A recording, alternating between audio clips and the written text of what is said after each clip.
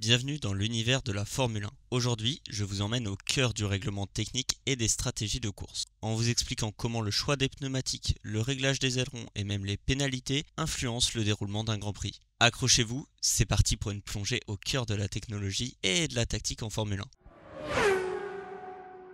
Les pneus sont le seul point de contact entre la voiture et l'asphalte. Depuis 2011, Pirelli fournit à la F1 une gamme de pneus déclinés en plusieurs composés. Pour les conditions sèches, 3 types sont sélectionnés chaque week-end. Les softs, qu'on reconnaît d'une bande rouge sur le côté, offrent une adhérence maximale mais une usure rapide. Les médiums, avec une bande jaune sur le côté, offrent un compromis entre grip et durabilité. Et pour finir, on a les hard avec une bande blanche sur le côté qui dure plus longtemps mais procure moins de grip, donc moins de vitesse. En cas de pluie, 2 types de pneus sont disponibles, les intermédiaires et les full weight, identifiés par des marquages vert et bleu.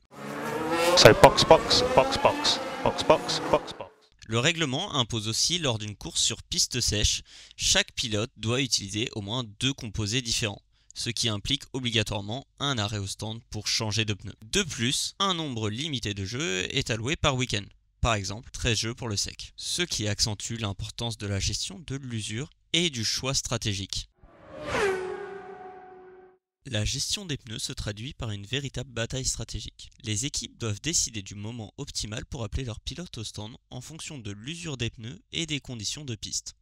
Par exemple, le concept de l'undercut consiste à appeler un pilote plus tôt que prévu pour profiter de pneus neufs, espérant ainsi remonter sur la piste après l'arrêt et dépasser ses adversaires. A l'inverse, l'overcut consiste à retarder l'arrêt afin de conserver des pneus légèrement usés et profiter d'un rythme constant dans les derniers tours.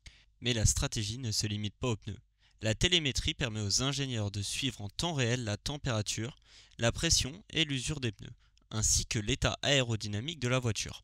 Ces données sont essentielles pour ajuster la stratégie de course et anticiper les changements de conditions, qu'il s'agisse de la météo ou de la dynamique de course. Au-delà des pneus, l'aérodynamique joue un rôle crucial en F1. Les ailerons avant et arrière sont conçus pour générer l'appui nécessaire à la tenue de route, tout en minimisant la traînée. Le règlement impose que les éléments aérodynamiques soient fixes et que leur déformation sous charge reste limitée. Cela signifie que même s'ils peuvent être ajustés en usine pour optimiser le comportement de la voiture, les réglages en course se font dans des marges strictes. Ainsi, sur un circuit sinueux comme Monaco, les équipes optent pour des ailerons plus inclinés pour maximiser l'appui dans les virages, tandis que sur des circuits plus rapides comme Monza, ils choisissent des réglages plus plats afin de réduire la traînée et atteindre de meilleures vitesses de pointe. Ces réglages doivent être conformes aux règles de la FIA qui limitent notamment la flexibilité des composants afin d'éviter tout avantage excessif. Les règles en F1 ne se limitent pas aux réglages techniques. Elles prévoient également un système de pénalités pour sanctionner les infractions. Parmi les pénalités courantes, on trouve le drive-through, où le pilote doit traverser la voie des stands à une vitesse limitée, lui faisant perdre plusieurs secondes précieuses. Deuxième pénalité possible, le stop and go, où le pilote doit s'arrêter dans son stand pendant 10 secondes avant de reprendre la course. Troisième pénalité possible, des pénalités de grille, où un pilote peut être relégué de plusieurs positions pour avoir enfreint une règle comme un dépassement interdit ou un problème technique non conforme. Enfin, la disqualification ou le retrait de points peut également être appliqué en cas de non-respect flagrant du règlement.